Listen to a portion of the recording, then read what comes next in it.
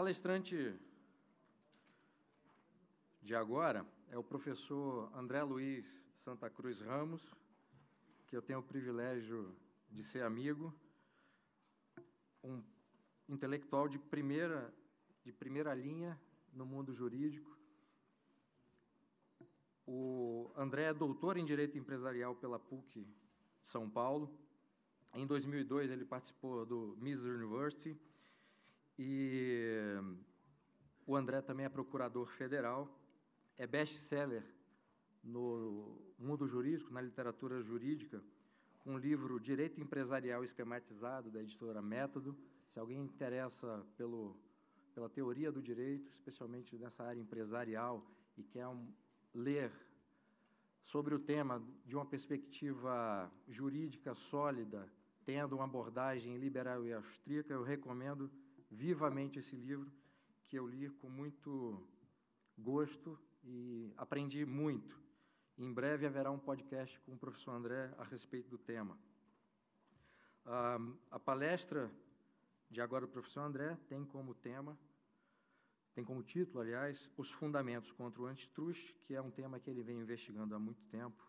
Professor André, por favor.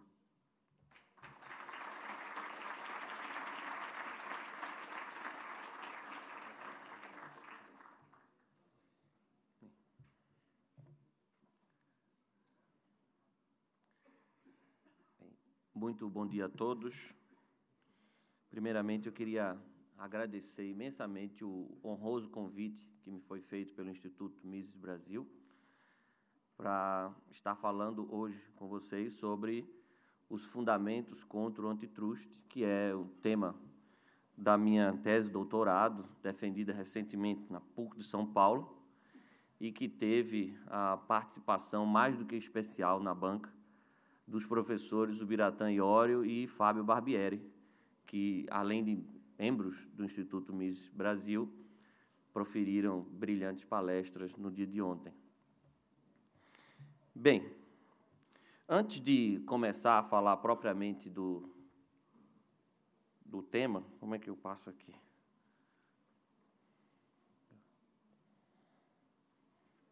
Aqui, obrigado.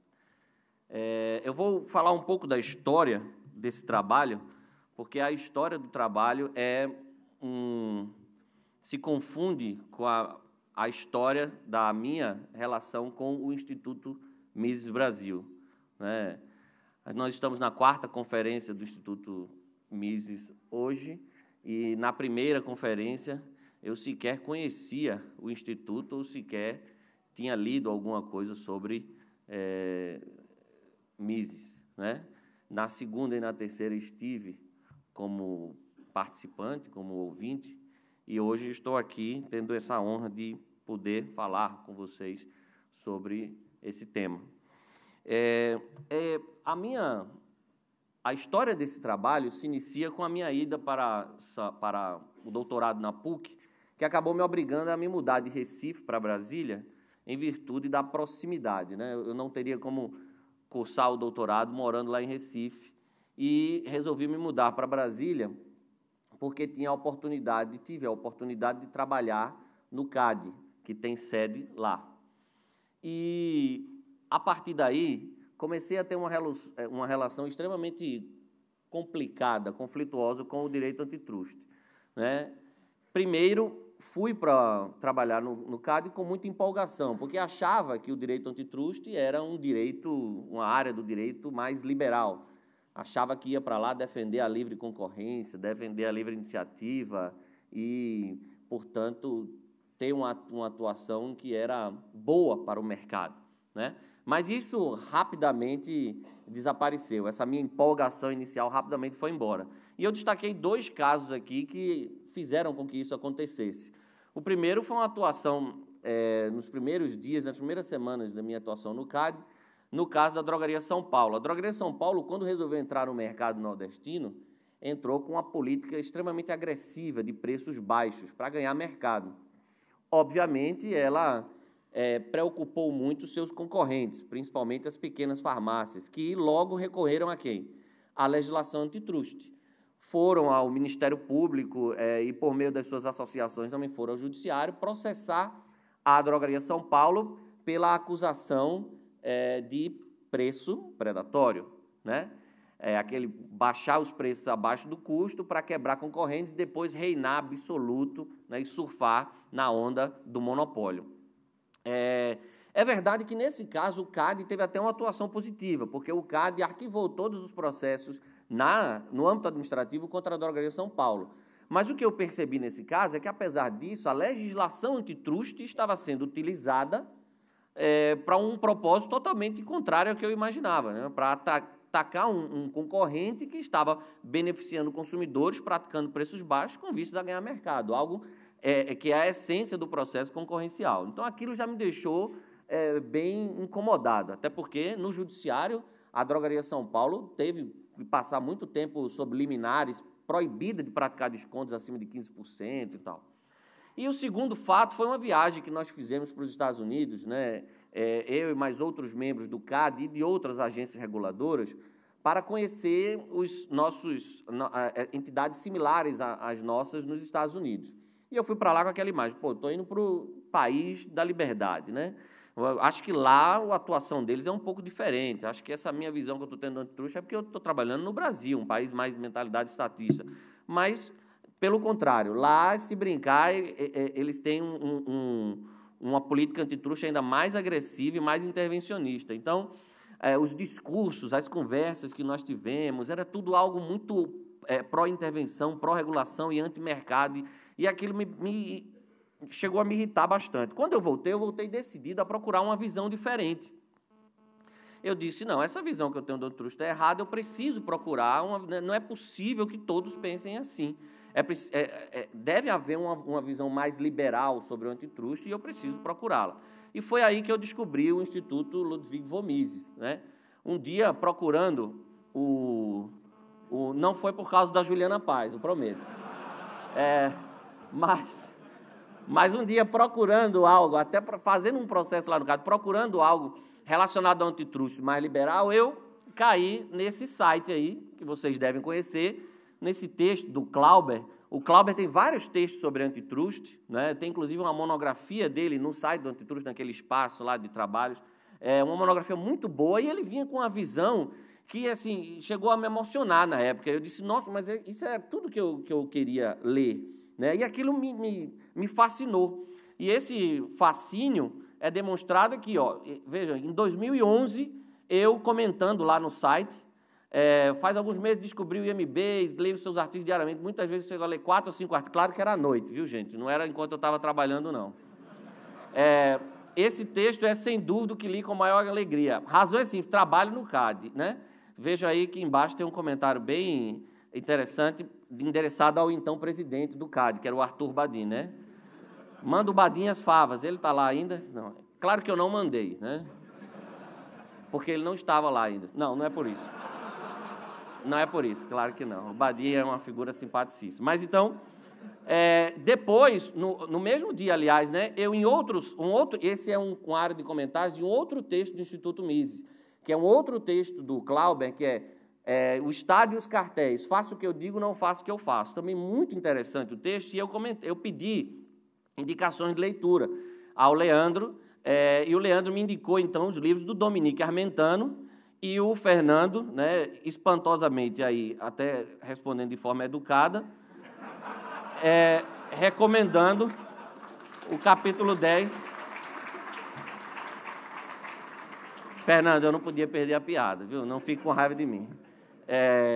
Mas me indicando o capítulo 10 do Main Economy and State. Eu não sabia nada do que era isso ainda, eu nem conhecia a escola austríaca.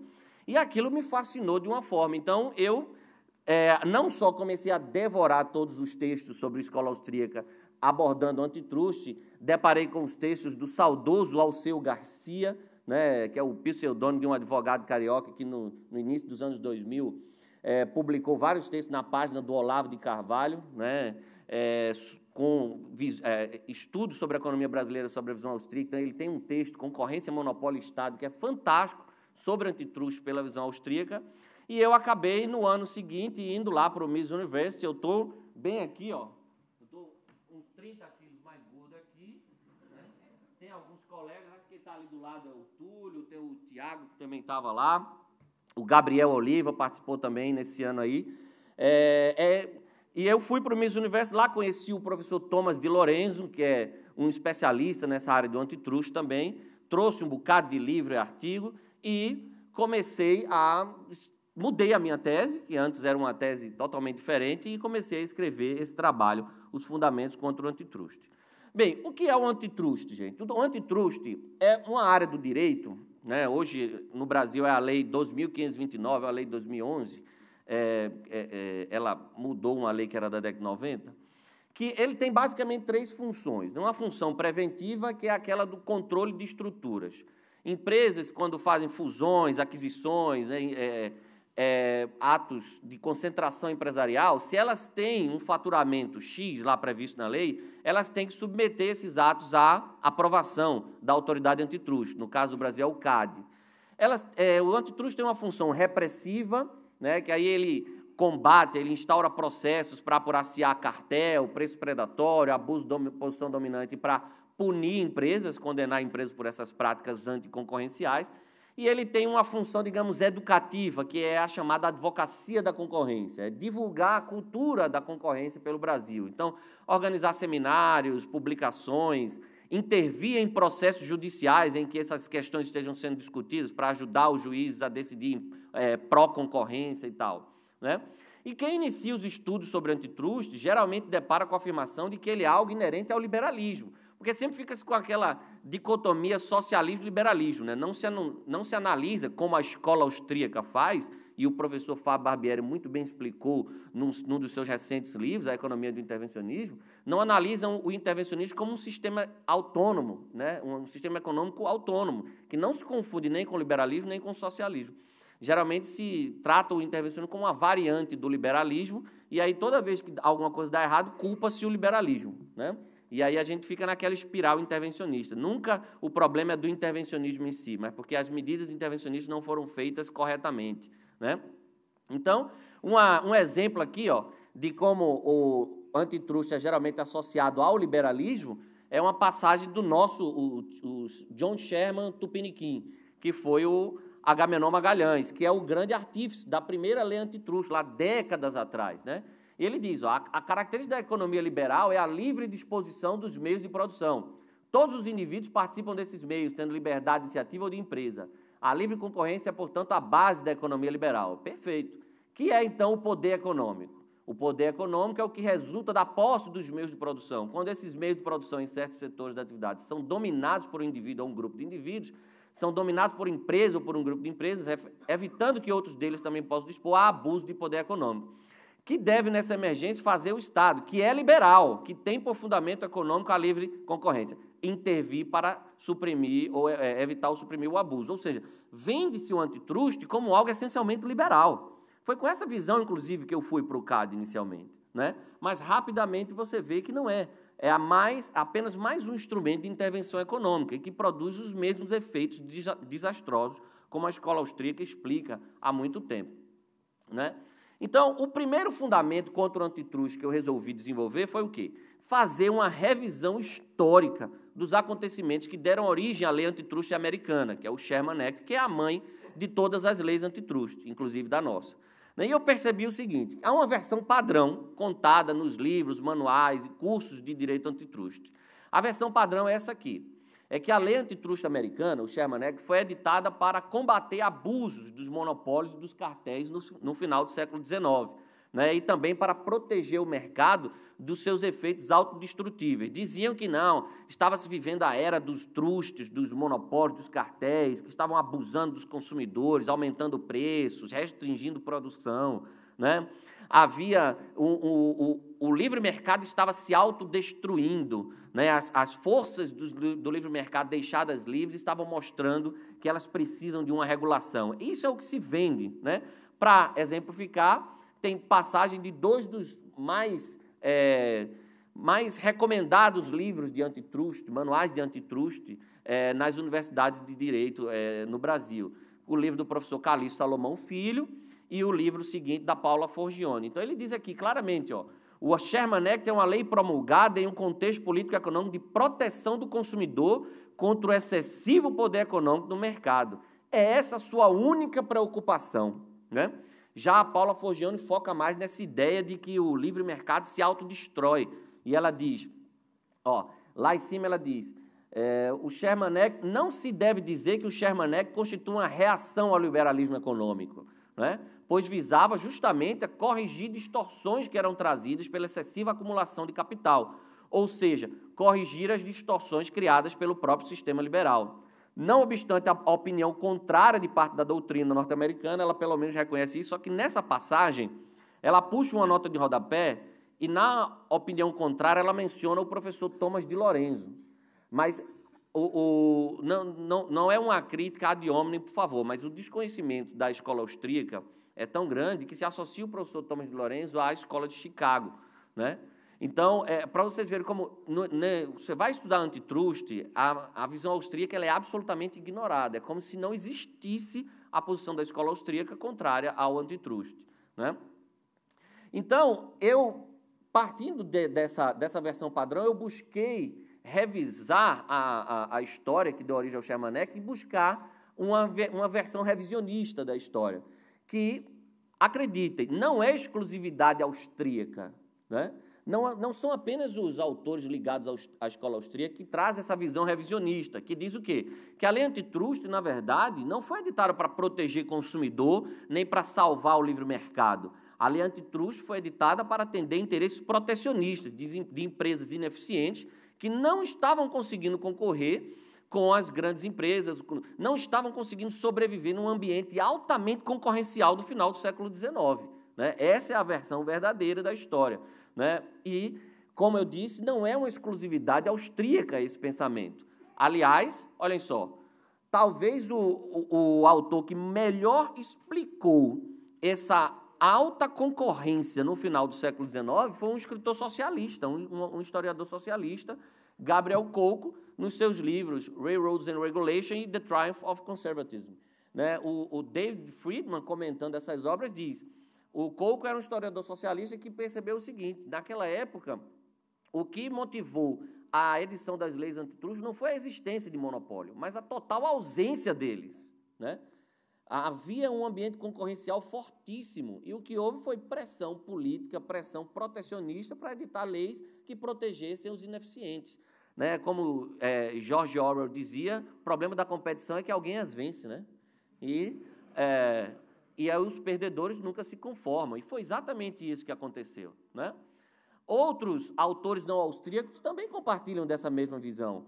Né? Esse estudo do Thomas Hazlitt, ele analisa toda a história legislativa, inclusive os debates dos parlamentares, e ele diz assim, que a maioria das partes dos debates sobre o Sherman Act eram absolutamente anticonsumidor e pró-protecionismo, pró-empresas, pequenas empresas, né? Falava-se muito no bom americano, no americano honesto, trabalhador, aqueles pequenos empresários que estavam sendo desalojados porque não estavam conseguindo concorrer num ambiente que estava vivenciando muita inovação, muita baixa de preços agressivas. Os Estados Unidos estavam mudando sua paisagem, deixando de ser um país mais rural para um país mais industrializado. Né? Então, nesse texto, o professor Thomas Hazlitt fala o seguinte: a principal anomalia da legislação antitrust norte-americana é que, se eliminar as distorções monopolísticas era o seu objetivo, o final dos anos 1800 e início do século XX parece ser um momento estranho para tal preocupação.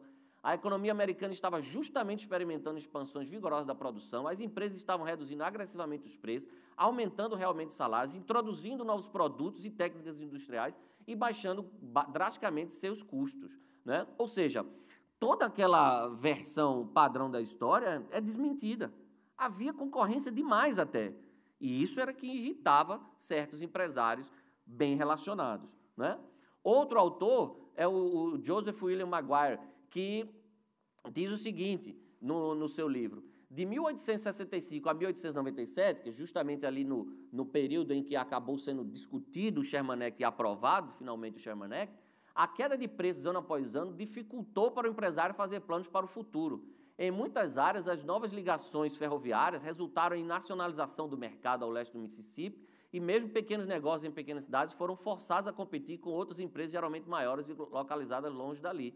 Ao mesmo tempo, houve avanços notáveis em tecnologia e produtividade. Em resumo, foi uma época maravilhosa para o consumidor, mas um período assustador para os produtores, especialmente porque a concorrência ficou o quê? Ainda mais acirrada. Então, não havia nada desse risco de autodestruição do livre mercado ou preocupação com o consumidor. O consumidor estava muito bem, obrigado. Né? Quem estava mal, repito, eram os empresários ineficientes. Há também esse livro do Edwin Rockefeller, A Religião Antitruste. Esse livro é sensacional, porque quando eu comecei a ler esse livro, eu me emocionava até, porque ele fala que o antitruste hoje virou uma religião. E essa religião é baseada em quê? Na fé no Estado, que ele pode resolver nossos problemas, no mito do Standard Oil, do Rockefeller, que daqui a pouco eu vou falar mais sobre ele, né? E ele diz o seguinte, que hoje em dia o antitruste é um credo e que eles têm, inclusive, locais onde eles vão fazer o culto deles lá, né? Nos Estados Unidos é a divisão antitruste da American Bar Association, no Brasil é o IBRAC, Instituto Brasileiro de Concorrência, que faz todo ano um evento lá no Guarujá. E é engraçado que ele diz que, nesse livro, ele diz que se criou até um linguajar próprio para o antitruste. E um dia desse eu estava na faculdade, chegou um professor novo lá de Direito Econômico, e ele soube que eu estava fazendo esse trabalho, ele veio conversar comigo. Mas, durante os 2 minutos que ele conversou comigo, eu não entendi o que ele estava falando. Porque ele só falava, mas você está escrevendo sobre antitruste, mas sua pegada é mais public school, você vai falar da North Pennington Doctrine, porque eu tenho um estudo sobre State Action Doctrine e Pervasive... Eu falei, isso aí é antitruste. Né? Porque eles criam um linguajar que é para, justamente, criar um culto e excluir qualquer pessoa que seja de fora. Porque eu começava a ver isso, eu via os corredores, as conversas nos corredores do CAD, eu me lembrava, era exatamente como ele descreve nesse livro, é sensacional.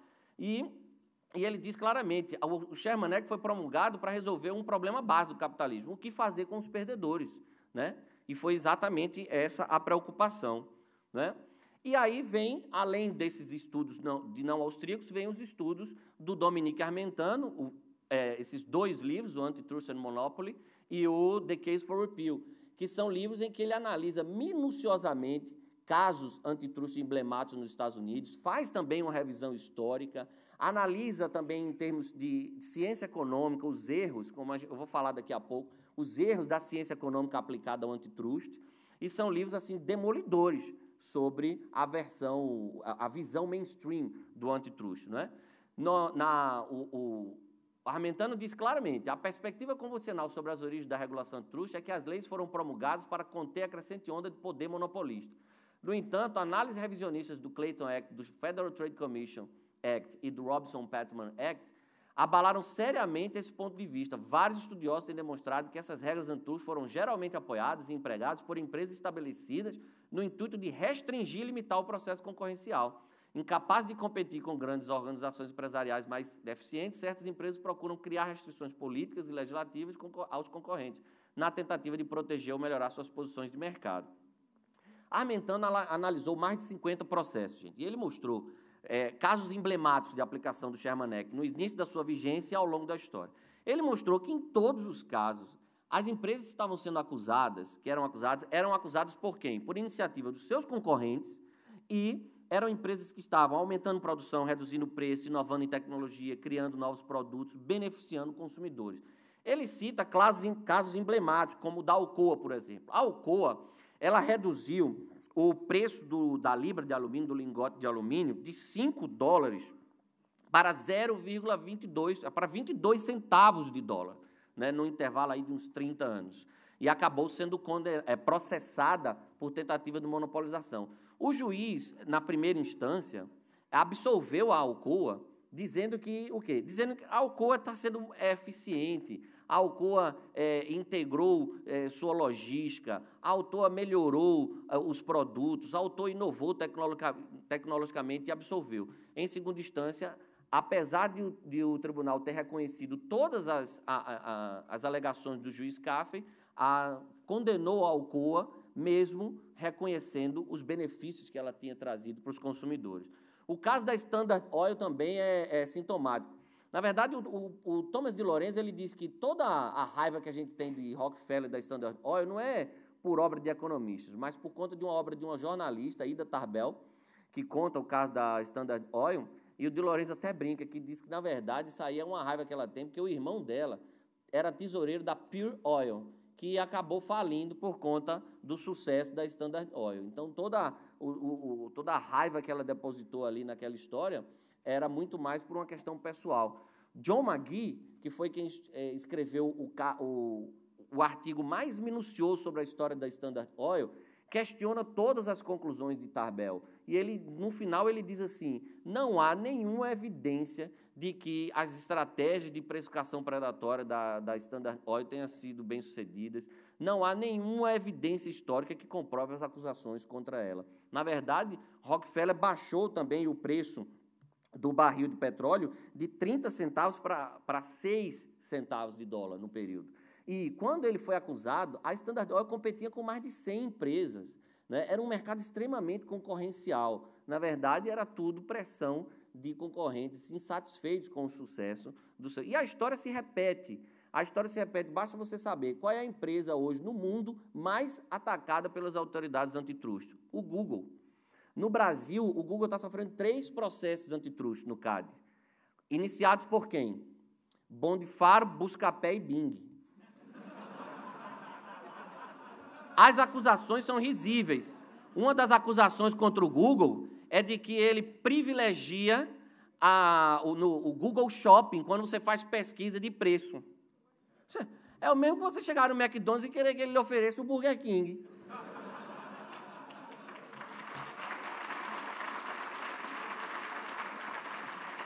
A Microsoft foi acusada também por venda casada, porque vendia o Internet Explorer num pacote fechado com o Windows. Né? O Robert Murphy, que esteve na segunda conferência de escola austríaca aqui, ele diz, é o mesmo que você exigir que a Ford venda os carros, mas podendo você comprar um pneu diferente do que ela coloca. Né? Não, você compra o meu carro, você tem direito a montar ele do jeito que você quiser. Ora, então, as acusações, geralmente, feitas pelos órgãos antitrust, são as mais ridículas possíveis. Você veja, o Google é a empresa, eu fui pesquisar, a empresa mais admirada do mundo, melhor empresa para trabalhar no mundo, a empresa mais inovadora do mundo. Fizeram até um filme para mostrar como é o Google, aquela coisa, todo mundo tem aquele sonho, aquela coisa. O Google é uma empresa que está toda hora criando produtos bons para a gente, melhorando a nossa vida, mas está sendo perseguida mundialmente. Foi condenada na França a pagar uma multa astronômica porque oferecia mapa de graça, o Google Maps. E a representação foi de empresa de cartografia. Isso tudo é verdade. Então, assim, você vê na história como isso sempre acontece. Se você quer ficar longe de processos antitrust, nunca seja líder de mercado. A Amazon acabou de chegar no Brasil, no mercado de livros impressos. Né? Já está o pessoal se organizando, a associação de livrarias, com não sei o quê, para fazer alguma coisa. Um amigo meu, que é advogado na área antitrust, ele disse, André, todo mês eu me reúno com meus clientes e eles dizem, o que é que a gente pode fazer no CAD lá contra essa empresa concorrente da gente? É estratégia hoje de atuação empresarial usar o CAD contra empresas concorrentes. Né? E aí você vê... os estudos de Thomas de Lorenzo também, ele tem vários estudos, alguns dele e outros em parceria com o Jack Haig e o Donald Boudreau. Ele disse o seguinte, ele mostrou, nesses estudos ele mostra, os economistas da época não apoiaram o Sherman Act. Eles tinham a mesma visão que a escola austríaca tem do processo concorrencial, como algo dinâmico. Eles não viam problema nenhum no período de fusões do final do século XIX. Ele mostra que as empresas acusadas de monopolização estavam aumentando a produção e baixando o preço. Ele tem dados, por exemplo, que ele diz que a economia americana, nos 10 anos anteriores ao Sherman Act, aumentou a produção em 24%. Os setores das empresas acusadas de monopolização aumentaram em 175%. Ele fala do trabalho dos Grangers e da Farmers Alliance, que foram os sindicatos de produtores rurais e a Aliança dos Fazendeiros, que fizeram uma pressão enorme para aprovar, porque tinham raiva da Swift, da Armour, da Hammond e qual era a outra? que eram o Big Four, o Beef Trust, Swift, Armour, Morris e Hammond, que criaram aqueles frigoríficos em vagões, tudo, e estavam conseguindo baixar preço e tomar mercado de todo mundo, e isso irritou muito os produtores rurais e os grandes, eles eram muito influentes na época, né?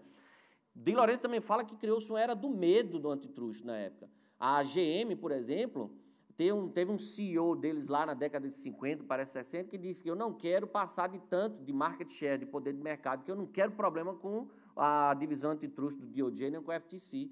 E isso acabou contribuindo para que a GM tivesse problema no futuro, porque criou-se uma era de medo, todo mundo tinha medo do processo antitruste. Se você fosse bom, você ia ser atacado por um processo antitruste, né? O John Sherman também, revisando a biografia do John Sherman, não foi nunca um liberal, era um protecionista inveterado, patrocinou vários projetos de lei protecionistas, como o McKinley Act, né? No estudo das cartas dele, o Werner Strosken diz: quando as ações legislativas de Sherman são consideradas à luz de suas cartas e de outras fontes históricas aqui consideradas, suas ações são inconsistentes com a ideia de que ele queria promover a concorrência e preços mais baixos. Era um protecionista, sempre foi, né?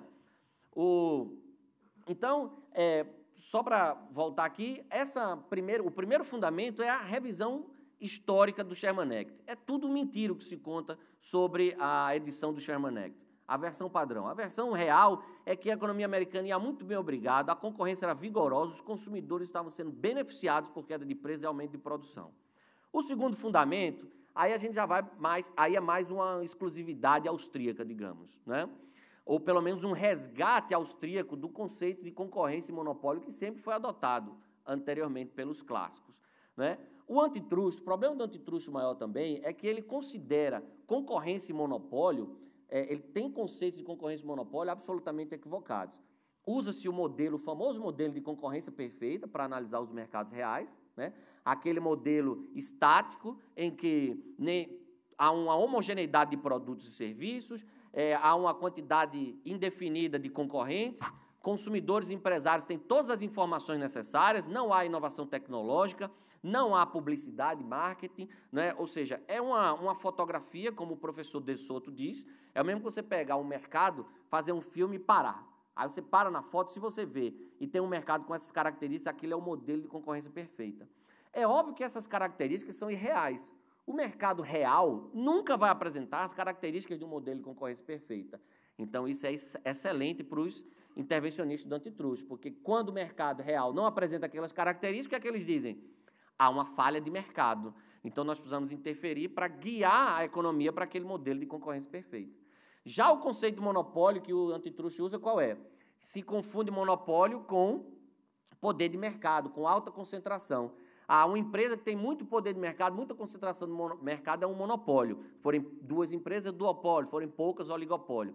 E se elas têm esse poder de mercado, elas têm condições de praticar atos que prejudicam o ambiente concorrencial, né? Uma coisa, essa nunca foi a opinião dos economistas na época do Sherman Act. Nunca foi. O professor de Lorenzo, nos estudos dele, mostra, né, ele cita esse estudo do Sanford Gordon, que mostra que a grande maioria dos economistas admitia que o movimento de fusões era de se esperar, que os custos fixos elevados tornavam as grandes empresas economicamente viáveis, que a concorrência nessas novas circunstâncias frequentemente resultou em competição predatória. Aqui não é preço predatório, é competição predatória, que falências, enquanto uns crescem, outros quebram e tal, isso era normal. Ou seja, não havia uma preocupação que a concorrência estava em declínio, que o livre mercado estava se autodestruindo, né? Na verdade, o antitruste, como gerou muito dinheiro para os advogados e economistas nessa área, fez com que eles criassem teorias para sustentar o antitruste, né? E hoje realmente dá muito dinheiro. O Yale Brosen também tem o estudo dele sobre monopólio, que ele diz, Adam Smith, quando ele escreveu A Riqueza das Nações, ninguém achava que monopólio era algo que surgia no livre mercado. Monopólio sempre foi resultado do poder governamental, concessão de privilégios. Tanto que na Inglaterra lá teve aquela briga toda até ser editado o Statute of Monopolies na Inglaterra.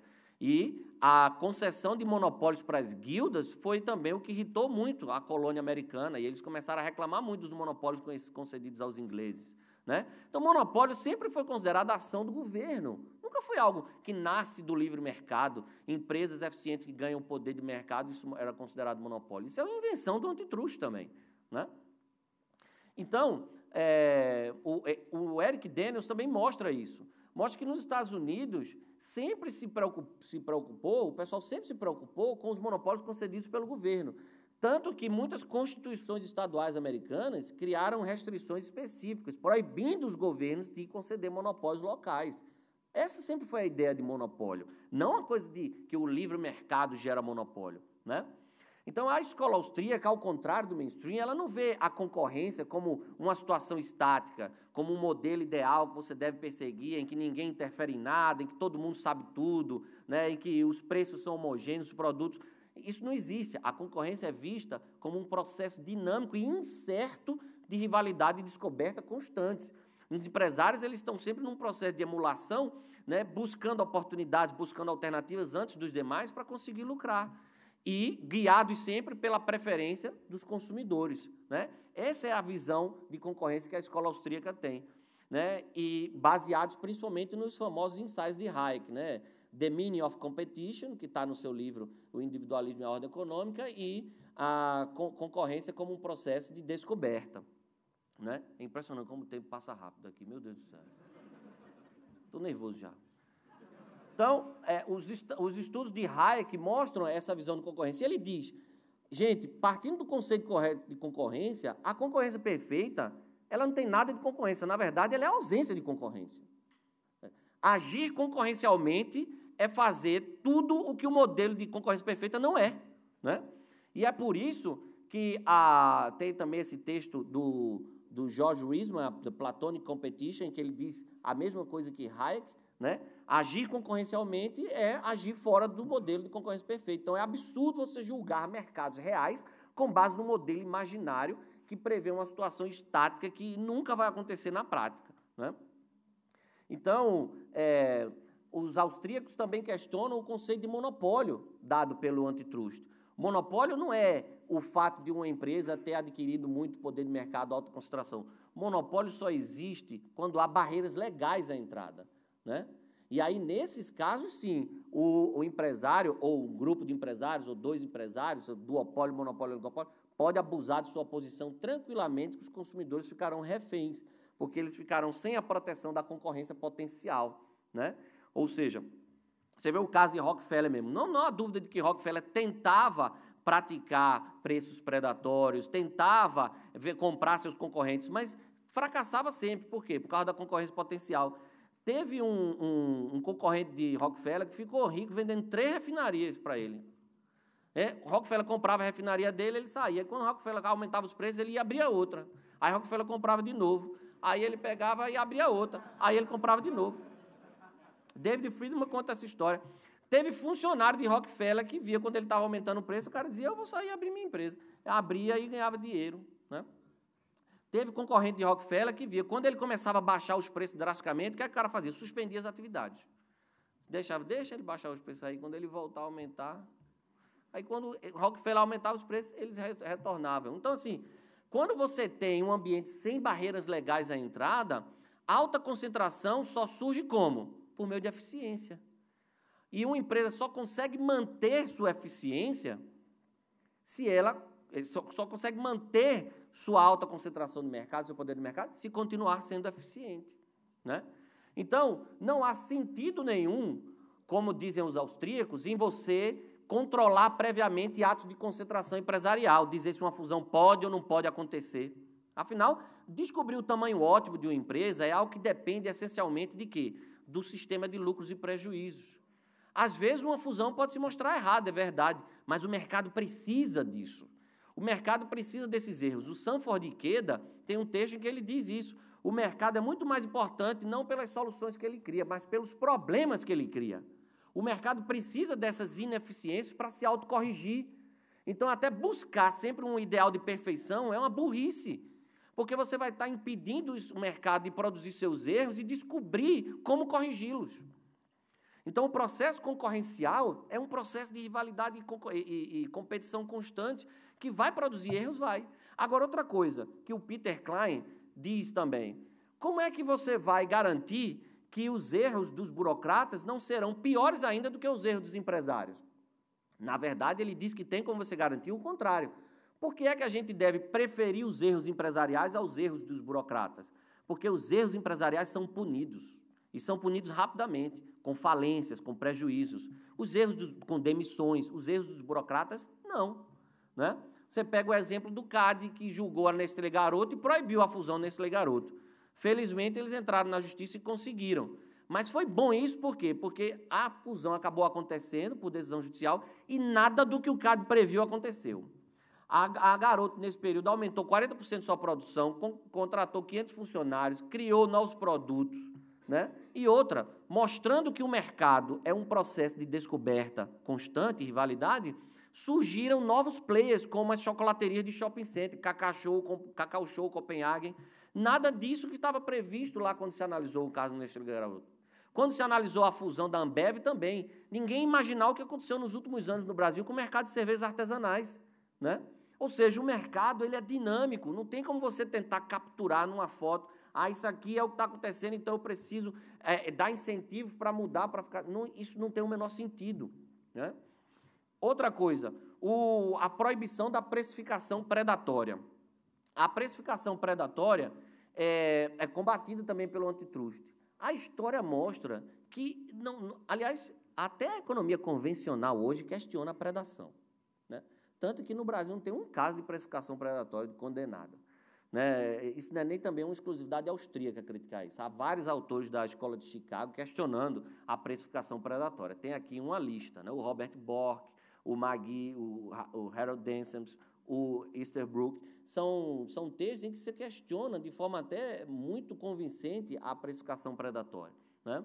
Então, também não tem o menor sentido. A precificação predatória, no final das contas, é boa para o consumidor. Não obstante, dá muito certo. Porque, por exemplo, no Brasil, a Gol teve uma época que fez aquela promoção, vai e volta por R$1, volta por 50 centavos. Foi acusada. E o DAC, na época, proibiu a promoção da Gol. Com base em quê? Na lei antitruste.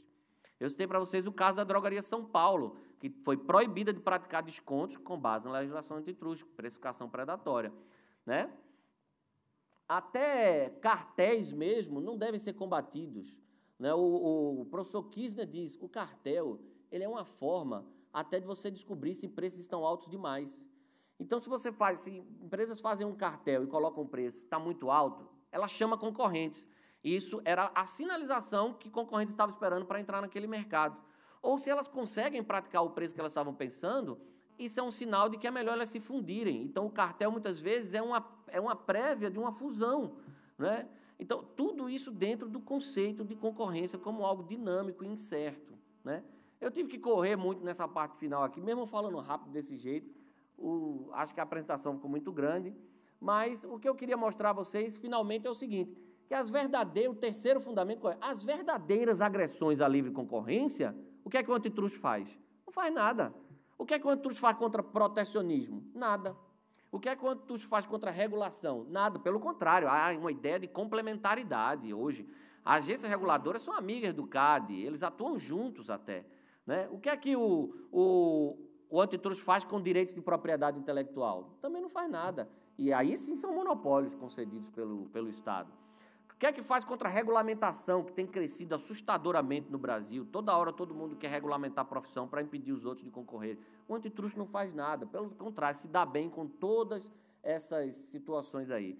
Então, o que eu queria mostrar a vocês era isso, gente. O antitruste, na visão austríaca, é anticoncorrencial, é antiliberal. Então, reforma do antitruste é absolutamente desnecessária. O antitruste tem que ser abolido ontem. Muito obrigado.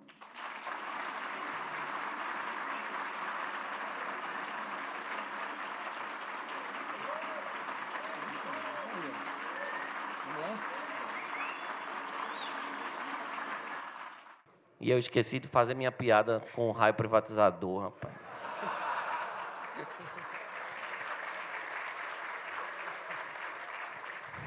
Eu ia falar do mito. Problema de ser o mediador depois de uma palestra dessa é que eu fico com medo até de ser ruim ao fazer perguntas que não são minhas.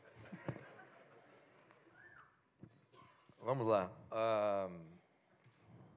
Primeira pergunta. Seria legítimo, André, usando as leis antitruste, processar empresas que se tornaram líderes de mercado em razão de privilégios estatais, como isenções fiscais, subsídios, etc.? Essa é uma pergunta muito interessante. Nos últimos anos, o Brasil adotou essa política de formação de campeões nacionais, né? Empresas nacionais que foram identificadas como possíveis líderes mundiais de mercado foram incentivadas a fazer fusões, inclusive com dinheiro do BNDES, e havia até uma pressão para que o CAD aprovasse essas fusões, essas aquisições, mesmo que, em situações normais, ele não devesse aprovar, né? Isso aí é o seguinte: você não deve combater essas fusões em si porque elas tiveram incentivos. Você deve combater o fato de existirem incentivos para que essas empresas se formem.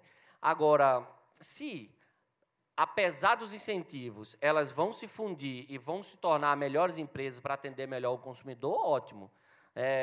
Aí não deve ficar assim. Eu penso que a gente não deve ficar com birra. Ah, não, já que ela se formou desse jeito, então vamos desfazer. Eu acho que seria um erro atrás do outro, né? É mais ou menos o que acontece com a questão do cartel do lobby, né? Nos Estados Unidos começou com essa ideia de punir empresas que buscam no governo medidas protecionistas. E tem o famoso caso, que eu até brinquei aqui naquela hora do linguajar lá, que é o famoso caso da North Pennington, né, que criou-se a North Pennington Doctrine. A Suprema Corte Americana diz o seguinte: você não pode punir esses empresários que buscam proteção no Congresso, tal, porque eles estão agindo dentro do exercício legítimo do direito de petição, de pedir ao governo alguma coisa. Se existe aquilo, eles estão só exercendo seu direito. No Brasil, já teve caso de cartel do lobby que foi condenado, lá em Brasília, o caso do sindicato dos donos de posto lá de petróleo, de combustível, perdão, que foram condenados. Essa é uma questão também interessante, porque é errado pedir proteção, mas é errado punir o cara por fazer alguma coisa que está ali à disposição de todos? É super complicado. O certo era não ter a proteção. O certo era combater a própria possibilidade de o Estado conceder esses privilégios. Bom, são duas perguntas a respeito de patentes, e acho que são complementares. Uma pede que você fale algo a respeito da concorrência baseada em patentes, e a outra, de que forma a legislação de patentes incentiva as empresas a exercitar o antitrust, quer dizer, entendi, a usar isso as leis, existe, né? é a famosa sham litigation. Uma empresa consegue uma patente ou um direito de propriedade intelectual qualquer e começa, portanto, a ameaçar as concorrentes ou mesmo processar as concorrentes que estejam supostamente imitando, tal. Então, isso acontece, é uma conduta reprimida pelo antitrust. Agora, eu sou contra patentes, né? E na minha tese, inclusive, tem um tópico específico, eu ia falar um pouco aqui. A patente é uma forma de concessão de monopólio estatal e o antitrust não faz nada contra isso, né? Existem dois argumentos a favor de patentes. A gente já teve, isso é uma discussão até entre os liberais, né? Lembro que a palestra brilhante que o Jeffrey Tucker deu na conferência da Escola Austríaca gerou mais certo celeuma, porque existem até alguns liberais, até austríacos, talvez, que questionem um pouco a visão contra patentes. Eu sou absolutamente contra patentes. Eu acho que existem dois argumentos a favor de patentes. O argumento, digamos, moral, né, que aquilo é propriedade como qualquer outra e, portanto, tem que ser protegida. Esse argumento é muito fraco. Ele foi muito bem combatido pelo Kinsella no seu livro. Agora, tem um argumento mais forte, que é o argumento utilitário, pragmático. Diz assim: patente incentiva. Se não tivesse patente, ninguém ia se preocupar em inovar, ia ter uma queda na inovação. Quem me ajudou a quebrar esse mito na minha cabeça foi o professor Fábio Barbieri. Uma vez a gente conversando lá em Petrópolis, ele falou: André, você tem que ler o livro do Levine Bouldering, né? Against the Intellectual Monopoly. E é sensacional o livro. E eles vão nesse argumento pragmático. Eles dizem: patente não ajuda em nada a inovação, pelo contrário, ela atrasa a inovação. Eles mostram com casos históricos, mostram casos recentes. Eles citam, por exemplo, o caso da indústria pornográfica, que é uma indústria que não usa patentes, não usa a proteção de direitos autorais, tudo, até por uma questão, talvez, de receio, que é uma atividade. E é uma indústria que a destruição criativa acontece assim absurdamente. Tem até um caso engraçado, eu estava falando isso uma vez na aula, aí eu disse assim, então você vê todas essas técnicas de streaming, a nossa palestra está sendo transmitida, né, de streaming ao vivo, tudo, isso tudo surgiu na indústria pornográfica. As técnicas de propaganda de pop-up, aquela coisa de abrir e tal, foi criada na indústria pornográfica. Aí quando eu estava dizendo isso, aí um aluno pegou na minha e falou, é mesmo, abre tudo assim. Aí todo mundo... Foi muito engraçado. Mas é uma coisa interessantíssima. Aí você tem também tem um estudo brasileiro, quem me indicou foi meu amigo Tiago, que tem mestrado em propriedade intelectual na Universidade de Edimburgo, e ele falou, André, lê um texto, depois vocês procuram na internet, chama Tecnobrega, o Pará reinventando o negócio da música. Não são autores austríacos, não são nem autores liberais, mas eles mostram como, no Pará, a ausência de direitos autorais faz com que esse mercado da música brega lá seja extremamente criativa e tenha criado novos modelos de negócio e tenha permitido amplas novas oportunidades. Então, assim, e tem outro estudo de 2 autores de Harvard que mostram como o surgimento do file sharing, na verdade, melhorou, aumentou a inovação. Então, essa ideia de patente ajudar para a inovação, isso é uma falácia muito grande. Você acredita que há algum caso válido para que o antitruste seja... Então, eu abordo isso na minha tese. O último capítulo é sobre a advocacia da concorrência, né? A famosa Competition Advocacy, que é aquela função educativa do antitruste. O antitruste tem que trabalhar como um divulgador da concorrência, né? Tem que explicar para o povo, explicar para as autoridades governamentais, tem que questionar medidas anticoncorrenciais que estejam sendo tomadas.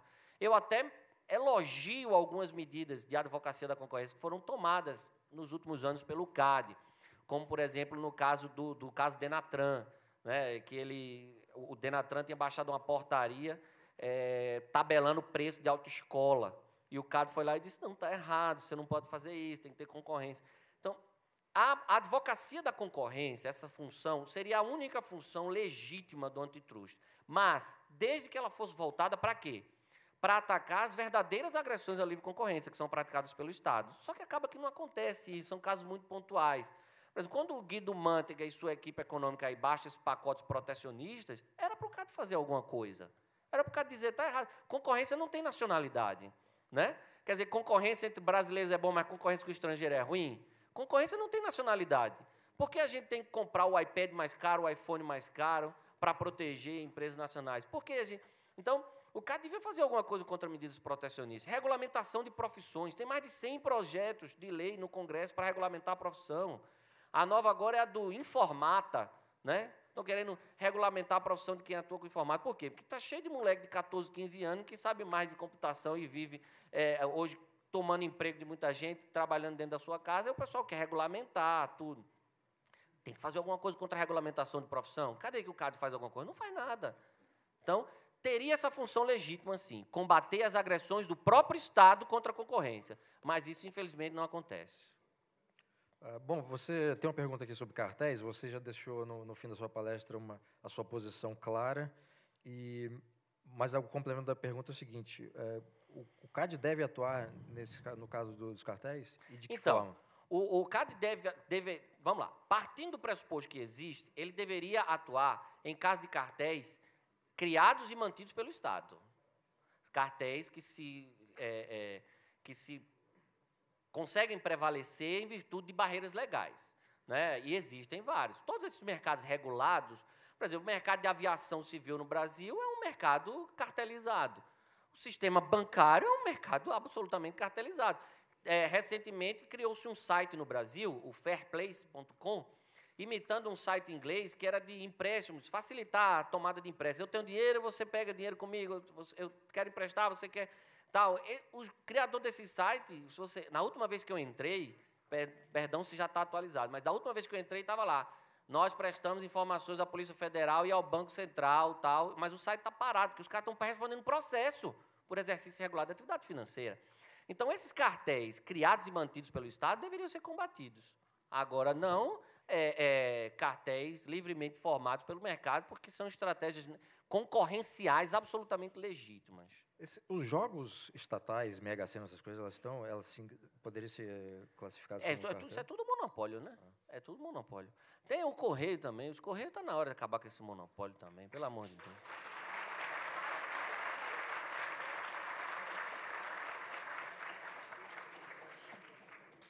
Sabe que tem uma coisa interessante? Eu fico sempre impressionado. No dia a dia, você conversando com as pessoas, o brasileiro médio, o grupo no qual eu me incluo, tem uma péssima apreciação a respeito dos políticos, o índice de confiança é muito baixo, sem contar os palavrões e insultos. E também a relação com o governo é sempre uma relação conflituosa e tal. Mas toda semana, especialmente em semanas em que a Mega Sena está acumulada, está todo mundo lá na fila, né? Eu não sei como é que as pessoas confiam que o governo vai... Quer dizer, que aquilo é um jogo mesmo para as pessoas ganharem. Em contrapartida, eu já conheci... Eu sou um homem do povo, eu moro numa comunidade, e eu já conheci várias pessoas, vários amigos, que ganharam dinheiro no jogo do bicho. E eu nunca conheci ninguém que tenha ganhado na Mega Sena. Eu sempre acho que aquilo não existe. Não, e é interessante. Eles escolhem alguém para... É interessante isso, que no Brasil todo tem esses... Lá em Pernambuco era o Pernambuco da Sorte, Telecena não, mas tem umas loterias mais populares, né? E muitas delas foram fechadas por ações, porque violaria o monopólio. Jogo do bicho no Brasil tem bicheiro que é preso, que não sei o quê. Eu não estou defendendo certas coisas que bicheiro faz, ela se mata, se rouba, se não sei o quê. Porque quando você até clandestiniza um mercado, você tende a fazer com que esse mercado seja ocupado por pessoas sem escrúpulos, né? Isso geralmente acontece. Mas, assim, o jogo de bicho em si, né, não deveria ser considerado ilegal. Cassino, todas essas outras tipos de aposta, é tudo ilegal no Brasil. Agora, a Caixa pode fazer a cena. Bom, gente, são muitas perguntas. Eu vou encaminhar para o professor André. Infelizmente, o nosso tempo estourou. Queria agradecer a cada um de vocês por ficarem aqui. O livro será lançado pelo IMB ainda este ano. Era isso que eu ia dizer.